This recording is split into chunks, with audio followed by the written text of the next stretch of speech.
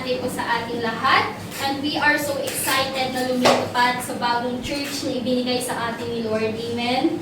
And sabi nga na lalabas tayo para makakuha pa ng madaming kaluluwa. And ito yung time na mag-step out sa ating comfort zone. Amen? Diba? Kailan ka huling gumawa ng isang bagay na nakakatakot? Or yung may doubt ka kung kaya mo ba siya kasi hindi ka sanay na gawin yung isang bagay na yun. Amen? Then, maybe, di ba, kay JV na first time mag-lead ng praise and worship, nakakakaba, nakakatakot, di ba? And then mag-lead ng youth ministry, nakakatakot, nakakakaba. Di ba? Ngayon po, pag-uusapan po natin sa ngayong umagang ito is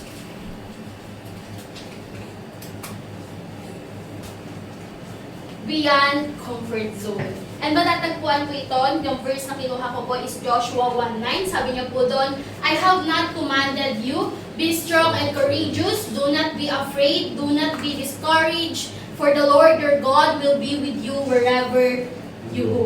Amen. Mga kapatid, dito po nagsimula ang mensahe na ipinakita ng Diyos. Si Joshua po ay humarap sa bagong lugar, bagong laban, sa bagong responsibility at lahat ng yon is nawala siya sa comfort zone niya. Kaya bago siya lumakad, itong sinabi ng Diyos sa kanya, do not be afraid, do not be discouraged, for the Lord your God will be with you wherever you go. Amen. Amen? Kaya ito, pag lalabas tayo, hindi natin alam kung ano yung naghihintay sa atin sa labas, hindi natin alam kung ano yung kahantungan, pero naniniwala tayo na ang Diyos ay palaging nasa atin and ang Diyos ang palaging magtatagumpay sa atin. Amen? Kapag may pinapagawa si Lord na bago, nakakatakot syempre para sa atin, di ba? Hindi mo ito haharapin mag-isa. Amen? Because the Lord is with us. At kapag kasama natin ang Diyos, may lakas at tapang tayo.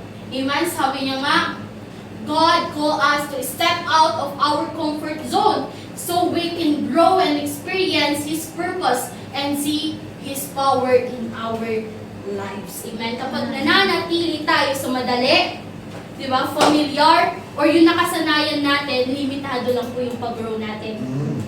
Pero kapag sumunod tayo sa Diyos, tinawag para makita natin ang mas malalim na purpose ng Diyos sa atin at kapangyarihan niya ang kumikilos sa atin, hindi lang para tayo maging busy, kundi para tayo ay maging matatag, maging handa at mas gagamit-gamit para sa Kanya. Amen? Sabi niya nga, di ba, letting God lead you to places, decisions, and responsibilities that feel uncomfortable, unfamiliar, sometimes scary, and very challenging, but necessary for your growth and calling. Hindi lahat ng pinapagawa ni Lord ay madali. Pero lahat ng pinapagawa niya may dahilan. Tandaan po ninyo, lahat ng pinapagawa sa inyo ng Lord is may dahilan. Hindi mo pwedeng sabihin na walang dahilan, lahat po may dahilan. Minsan kailangan mong sumubok ng bago, tumanggap ng bagong task, yung hindi mo inaakala or yung haharapin mo yung sitwasyon na hindi mo kontrolado. Pero doon ka mas lumalalim, doon ka mas tumatatag, at doon mo mas mauunawaan kung saan ka tinawag at kung saan ka gagamitin ni Lord. Short story lang po, katulad po nung nangyari sa akin. Alam niyo naman po na I decided to be here in Tarlac. Noon pa lang po, siguro hindi po aksidente yung ginawa ni Lord sa buhay ko. Noon pa lang po, nung sinabi na lahat ng kalaban is lilipat, babalik sa kalaban. Lahat po ng mga nakalaban na nandito is babalik sa kalaban. Then doon po nag-start na yung agam-agam na saan ba ako gagamitin ni Lord. But if you feel na sa kalaban ka, go ka sa kalaban. If you feel na sa Tarlac ka, go ka sa kalaban. Kasi inulit-ulit po ni Pastor Nan that time kung saan ba talaga ako. Then, yun, pray. Then, alam ko na yung sagot. Hindi ko po nakikita yung sarili ko sa comfort zone ko, sa sarili kong lugar. Ang gusto ni Lord is lumabas ako to be stretched sa mga panibagong environment. Kasi mismo ikaw, mararanasan mo yun kung doon ka ba or hindi. And ako po, na-feel ko po yun. Tinawag ako ng Diyos na lumabas sa comfort zone ko at pinili kong sumunod sa tawag niya. Siguro if hindi ko pinili yung gusto ni Lord sa buhay ko ngayon, siguro may guilt trip na sana sinunod ko na lang gusto ni Lord. Amen. Kapag nafe-feel nyo pong ganun, huwag po kayo mag-doubt na sumunod sa tawag ni Lord. Very challenging po, of course, pero naniniwala ako na inilagay ako dito ni Lord para may layunin, may purpose, at hindi niya ako pahihirapan, at hindi niya ako pababayaan. At ito yung way na para lumabas sa comfort zone mo. Amen? Na makita kung saan ka tinawag ni Lord at kung ano yung plano ni Lord sa buhay mo.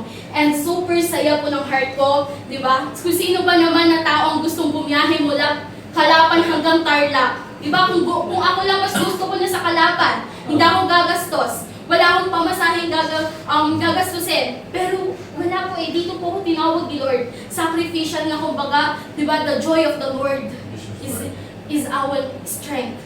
Amen? And naniniwala po ako na yung kalakasan na binibigay sa atin is galing po kay Lord. Amen? Na todo na kapag kay Lord tayo nagtiwala at kay Lord tayo sumunod, hindi mo alintana yung pagod. Amen. Amen? Hindi mo alintana yung init ng araw, yung buhos ng ulan. Amen? Ganon kasaya ang magpuri kay Lord. Ganon kasaya kapag pinili mo kung saan ka inilaan ni Lord. Amen? Yung walang pumipilit sa'yo. Hindi naman po ako pinilit. Amen? Si Lord po ang naglagay sa akin dito, and alam ko na may mas naghihintay pa po na purpose and layunin si Lord sa buhay ko. Amen? Because much of God's greatest work in our lives happen outside our comfort zone. Bakit? Kasi dito tayo tinawag ng Diyos para po para hindi tayo matakot, kundi maging matatag at lumakas ang ating loob. Amen? Sabi niya, God call us beyond what is comfortable. Amen. Like Joshua po kanina, di ba? Papasok siya sa promised land, bagong lugar, bagong ang tao, at bagong battles. Not comfortable. Amen? Tayo, di ba? Pag lilipat tayo, hindi tayo komportable. Bakit? Bagong surroundings, bagong tao yung makakasalamuhan natin. Pero doon tayo nilagay ni Lord. Amen? Minsan, pinapagalaw tayo ng Diyos kahit ayaw natin sa una. Amen? Kasi alam ng Diyos na doon tayo mas mag-grow and doon tayo gagamitin. Amen? Imagine nyo na lang po yung maliit na paso na may halaman. Amen? Habang tumatagal, habang lumalaki siya, amen? Dahil nga maliit yung paso, yung ugat niya is nasasakal. Amen? Kahit sabihin natin diligan mo ng diligan, hindi yan mag-grow. Pero kapag inilipat mo siya sa malaking paso, amen, makikita mo na, wow, ang bilis niya mamunga. Amen, ang bilis niya lumago. Amen, mas lumalago, mas nagiging healthy, and mas namumunga. Amen, kaya salaminin mo yung sarili mo. Amen, kapag tayo yung nandoon sa maliit na paso, lalago ba tayo? Amen. Mag-grow ba tayo? Mamumunga ba tayo? Amen. Minsan kailangan tayo ilipat ng Diyos from small, comfortable places to bigger spaces para tayo ay mamunga. Para tayo ay lumago. Amen. Para makita natin kung ano yung plano ng Diyos sa buhay natin. Amen. Tulad din po ni Abraham. Amen. Na tinawag ng Diyos to step out in his comfort zone. Diba, may sarili siyang buhay, comfortable siya sa kanyang tirahan, kabuhayan, pero tinawag po siya ng Diyos. Amen? Sabi niya nga po sa Genesis 12:1, the Lord has said to Abraham, go from your country, your people, and your father household to the land I will show you. Amen? Ibig sabihin, iwan niya yung pamilya niya, yung comfortable na buhay na meron siya, papunta sa lugar na hindi niya naman kabisado. Papunta sa lugar na hindi niya kilala. Amen? Wala siyang idea kung ano yung kahihinatnan niya or hihintayin niya doon. Pero tinawag siya ng Diyos para lumakad sa faith and purpose niya. Ang ginawa niya is sumunod lamang siya. Si Abraham ang halimbawa na kapag tayo lumabas sa comfort zone natin dahil tinawag tayo ng Diyos at dahil sa kanyang obedience, siya'y naging ama ng maraming bansa at pinagbala siya ng Diyos ng sobra-sobra. Amen. Amen. Imagine po ninyo, kung ikaw si Abraham, comfortable yung buhay mo, safe ka na sa lugar mo, tapos bigla kang tinawag ng Diyos na lumipat sa ibang lugar. Hindi mo alam at wala kang idea kung paano mo kakayanin. Nakakatakot, nakakakaba, Kasi out of nowhere, pinapalipat ka ng Diyos, pinapapunta ka sa ibang lugar. Amen? Nakakatakot, may kaba tayong nararamdaman. Pero, amen, alam niyo po, kapag tayo sumunod sa Diyos at hinayaan lamang natin siya na siya ang kumilos sa buhay natin, doon po magsisimula ang tunay na growth and blessing na ibubuhos ng Diyos sa buhay natin tulad din ng ginawa niya kay Abraham. Amen?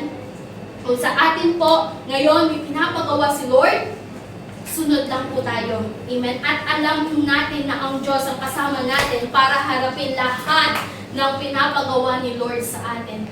Diba? God remove fear when we trust Him. Amen? Natatakot tayo mag-step out, pero sabi nga, God removes fear when we trust Him. Amen? Like nangyari kay Brother JV. Amen? Nung una natakot ka kasi hindi mo alam kung paano ka mag-i-start. Hindi mo alam kung paano ka tatayo. Pero kagaling ni Lord. May binigay siya agad sa'yo and siya ang magbibigay sa'yo ng kalakasan and lahat ng takot mo aalisin niya once na si Lord, once na nagtiwala tayo kay Lord. Amen? Minsan po ang comfort zone natin ay kadalasang pinapalakas yung takot natin. Amen? Takot tayo magkamali, mapahiya, or mabigo. Ngunit kapag nagtitiwala tayo sa Diyos, hindi tayo nag-iisa. At nabibigyan tayo ng lakas at tapang para lumakad sa bago at challenging. Amen? Palaging tinatanggal ng Diyos ang ating takot basta magtiwala lang tayo sa Kanya. Amen? Kasi sa tulong ng Panginoon, lahat ng gagawin natin is kayang-kaya natin. Amen? Hindi natin alam kung ano yung susunod na gagawin ni Lord sa atin. Pero diba sabi niya nga sa salita niya, I can do all things through Christ who strengthens me. Amen? Kung feeling mo nakakapagod, ay laki-laki naman ng church. Diba? Ang daming lilinisan, ang daming papagawa. Diba? I can do all things through Christ who strengthens me. Amen. Amen? Lahat magagawa natin kasi nandyan at nagpapalakas sa atin ng Diyos kapag tayo ay natatakot na humakbang sa inuutos ng Diyos sa atin. Amen? Saang bagay or buhay ka kailangan ng maniwala at magtiwala sa Diyos kahit nakakatakot na.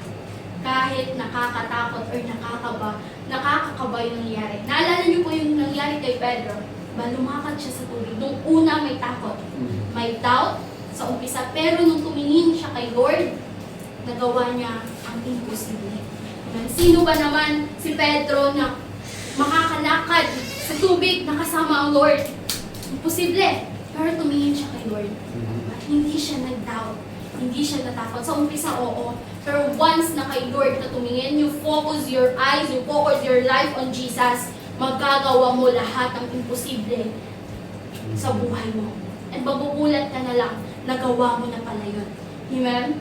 Diba? Nakikita po natin na kapag tumutok tayo sa Diyos, mawawala ang ating takot at magkakaroon tayo ng lakas para lumakad sa ating feet. Amen? Ang takot po ay normal lang, pero hindi to dapat pumarang sa plano ng Diyos. Huwag na huwag mong hahayaan na manguna ang takot sa iyo. Amen? Dapat mas mamuna kung ano yung plano ng Diyos sa buhay mo. Amen? Kasi once ang plano ng Diyos ang namuna sa iyo, God's presence open the door to His purpose. Ang obedience po sa Diyos ang nagbubukas ng pinto sa kanyang purpose. Amen? At blessing sa buhay natin. Hindi po tayo dinadala sa bagong lugar ng mag-isa.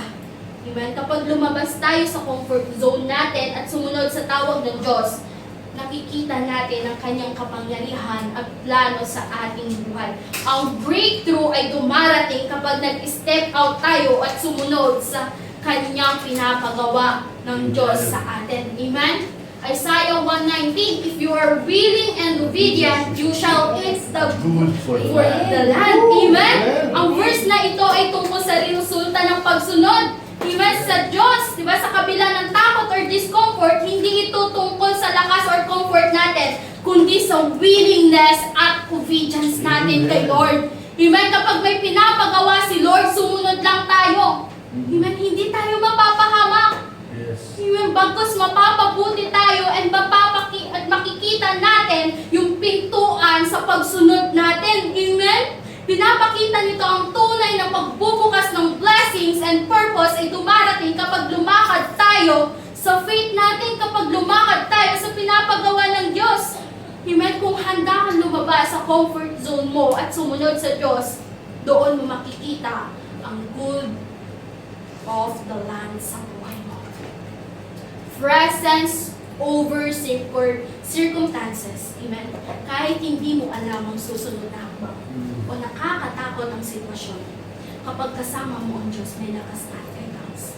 Amen? Si Joshua, pumasok siya sa bagong lupain na puno ng hapon, pero sinabi ng Diyos sa kanya, I will be with you wherever you go. Yun po yung pinangahawakan mo ngayon. Amen? Nung lumabas ako sa comfort zone ko, madami ako naririnig. Pero wala. Ang Diyos ang kasama ko. Amen. Kay Lord ako titingin, kay Lord ako susunod, kasi alam ko mas the best yung plano ni Lord sa buhay ko. Amen? Kasi alam ko na may nahanda si Lord na bagong chapter ng buhay ko. And hindi lang tayo para doon. Amen? Alam ko lahat po tayo dito, merong hinahanda si Lord. At kailangan lang po natin humakbang, kailangan lang po natin hakbangan para makita pa natin kung ano yung plano ni Lord sa buhay natin. Amen? Purpose revealed through action. Hindi mo makikita ang plano ng Diyos kung hindi ka kikilos. Amen?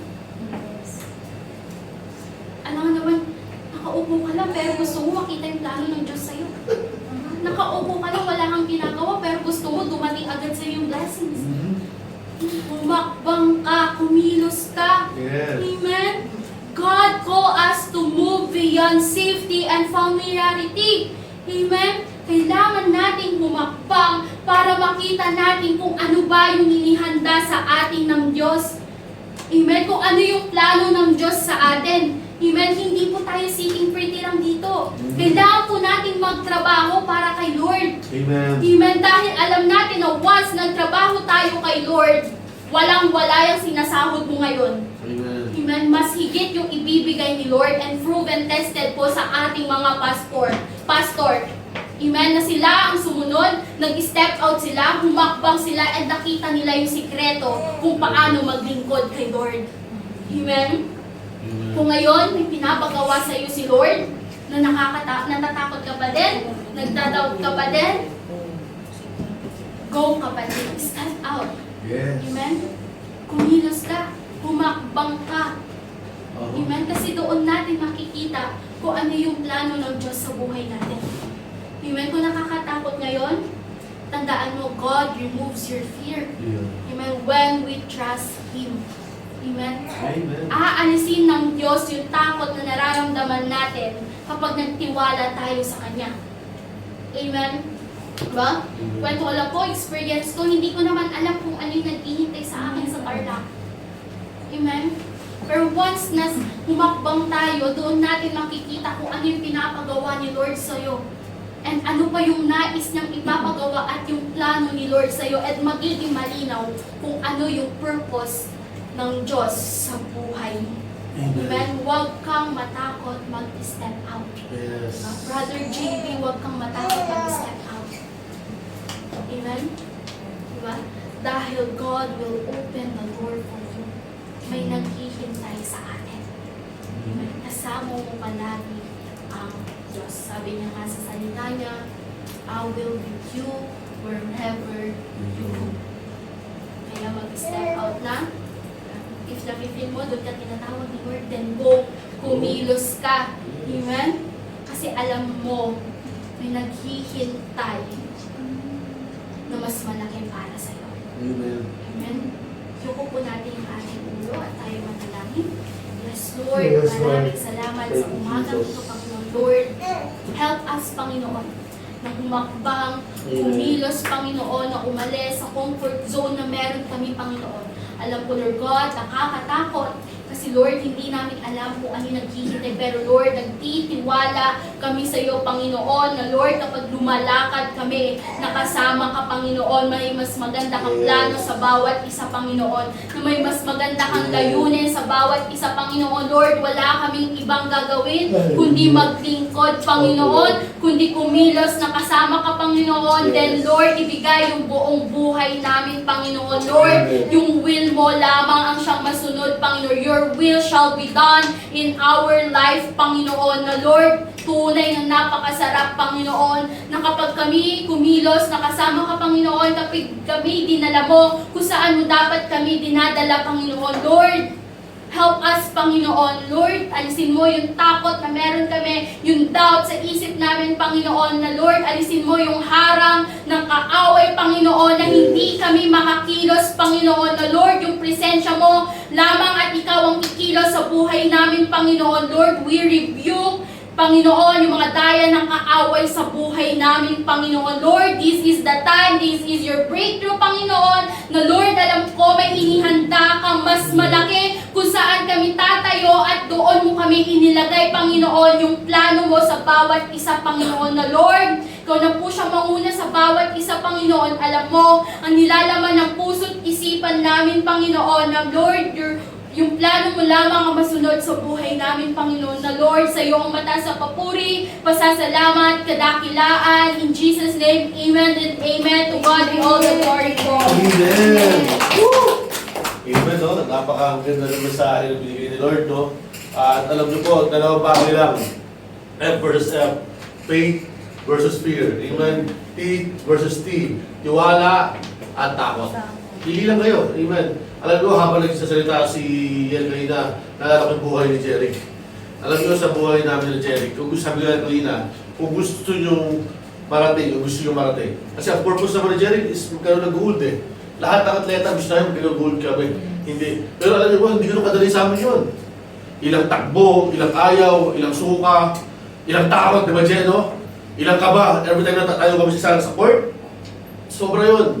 Pero alam mo, pag nagsimula kayo, magtiwala sa inyong sarili, magtiwala kay Lord, amen. At simulan nyo kumilos, tumakbo din kayo, di ba, Je? Kasi pag hindi kayo tumakbo, ihingalin nyo sa laban. Amen. Ilang palo mo pa lang. Kasi si Je is kamay-gamit, ako gamit ko ng paa. Di ba? Wala na. Hingal na kami. Kaya nga sabi nga, yung coach ko, bawal kayo magkaroon ng girlfriend eh. Kasi ang girlfriend daw, nagpapatamad. Kasi wala kang focus kami. Amen. Focus kami sa takbuhin, ilang takbo yung walang pinag-share. Kami doon, 10 takbo sa umaga, sa buong oval, after na practice, takbo na naman sa oval. Amen. Kaya itim ko noon, nakilala ko ng aking asawa. Amen. Pero alam niyo po, umabot ako ng panaro, umabot ako ng mga laban na nanalo. Kasi nga, pumilos kayo. Bilang Kristiyano, pumilos kayo at natataon every message, every Sunday here. Talagang sabi nga ni Pastor JJ, our church, our ministry is very healthy. Saan nakita, very small church, may mission. Diba? Every message, ang ganda. Amen. Kaya kayo, hindi kahit ano kayo. Ayaw namin makita ni Pastora Jane, nila Mami, dito, si Carl, si JB, diba? Si Pep, dumating yung time na lulipat tayo, iba-iba tayo. Kayo yung nauna. Amen. Pero sabi sa Bible, may mga nauuna, may nahuli. At may mga nahuli, nauna. Tandaan niyo, focus your eyes on the honor and finisher of your faith. Amen? Kaya napakabuti nila para si Lord. Hindi pa tapos ang 2025. Ang si Lord marami pang binibigay. Ako, wait ako sa December. Oh, marami pa rin sa December in Jesus' name. Amen. Declare. Hallelujah. At nangyayari. Totoo talaga eh. Kasama namin kayo, nung 1 year pa lang, nagdideclare tayo. At ito nangyayari na. Hallelujah. Amen. And we are very excited. At tayo po natin, my Lord, maraming salamat sa oras ito, sa linggong ito, Panginoon, na mas lalo nyo kami tinuturuan, Panginoon, na mas lalo namin nalalaman, Panginoon, yung the joy of the Lord is our strength, Lord. Ano man ang mangyari, Panginoon, Lord? And we declare, Father Lord, that we are continues to be victory. And as the victim, Father Lord. At patuloy kami maglilingkod sa iyo, kami patuloy magpapasalamat sa iyo, patuloy kami magbiminister sa iyo, Panginoon. Ano man ang gawin, Panginoon, kaaway, wala siyang magagawa, Panginoon. Dahil siya ay talunan, Panginoon. Kami ay tagumpay na! And this year 2026, Father Lord, this is you, Father Lord, for all your glory, for your honor, Father Lord. In Jesus' mighty name. At natin magsabi ng Amen!